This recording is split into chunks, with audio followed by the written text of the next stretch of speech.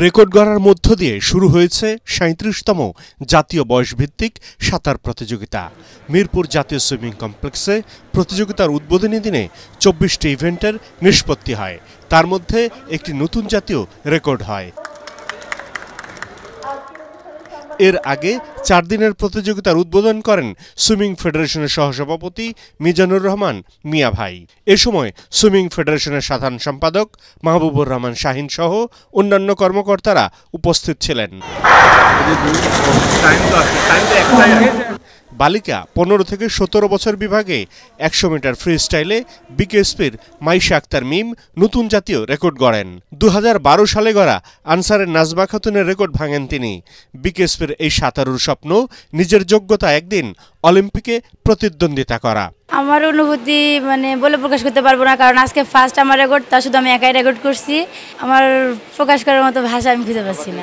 BKSP আমাকে অনেক support করছে। আমার বাবার স্বপ্ন যে আমি অনেক ভালো প্লেয়ার হব, কিন্তু বর্তমানে তো আমি এসএ গেমসে গোল্ড নিয়ে চিন্তা ভাবনা করতে সেটা নিয়ে পরিশ্রম করা শুরু করছি, কিন্তু ফিউচারে আমি নিজের যোগ্যতায় অলিম্পিকে যেতে চাই, ওয়েল কাটে না। ফেডারেশনের সাধারণ সম্পাদক মাহবুবুর রহমান শাহিন জানান, দেশে অনেক ভালো মানের সাঁতারু রয়েছে, তাদেরকে খুঁজে বের করে উন্নত প্রশিক্ষণ দিয়ে সাফের চেয়ে ভালো মানে এদেশের সাঁতারকে পৌঁছে দেওয়ার চেষ্টা করছেন তারা।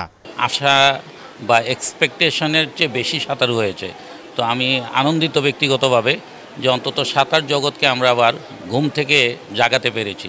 একদম প্রত্যন্ত অঞ্চল থেকে, বিশেষ করে স্কুল থেকে আমরা সাঁতারটাকে শুরু করতে চাই। তো আমাদের ট্যালেন্ট হান্ট, আজকের যে জাতীয় বয়সভিত্তিক সাঁতার এবং স্কুল পর্যায়ের থেকে যখন আমি সাঁতারু পেয়ে যাব, তখন কিন্তু আমার টার্গেটটা আর একটু ভালো দিকে যাবে। আমরা সাব গেমসের বাইরে খুব একটা ভালো রেজাল্ট করতে পারিনি, কিন্তু আমরা যদি যে উদ্দেশ্য নিয়ে কাজ করছি এটা যদি বাস্তবায়ন করতে পারি, তাহলে আমরা আশা করতেছি সাপের চেয়ে বড় কিছু আমরা আশা করতে পারি। বাচ্চাদেরকে উৎসাহিত করার জন্য এবার কিন্তু আমরা প্রথম একটা পরিকল্পনা নিয়েছি, যারা গোল্ড পাবে তাদের জন্য ২০০০ টাকা প্রতিটা গোল্ডের জন্য অর্থ পুরস্কার, এবং সিলভারের জন্য ১০০০, ব্রোঞ্জের জন্য ৫০০।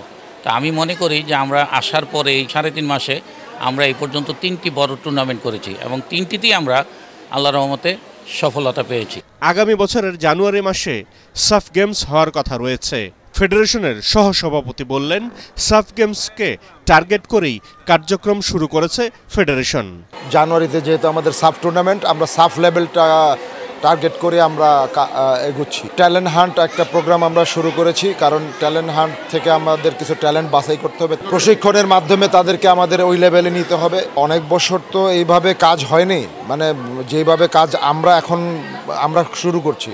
তো এইভাবে যদি গতানুগতিকভাবে কাজ হইতো, আমার মনে হয় যে এখন আমরা একটা ভালো লেভেলে থাকতে পারতাম। জাতীয় বয়স ভিত্তিক সাঁতার প্রতিযোগিতার প্রথম দিনে ২৪টি ইভেন্ট অনুষ্ঠিত হয়।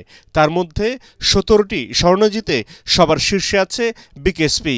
১টি করে স্বর্ণ জিতেছে শিলাইদহ, বগুড়া, ঝিনেদা, ড্যাফোডিল ও আলমগীর সুইমিং ক্লাব।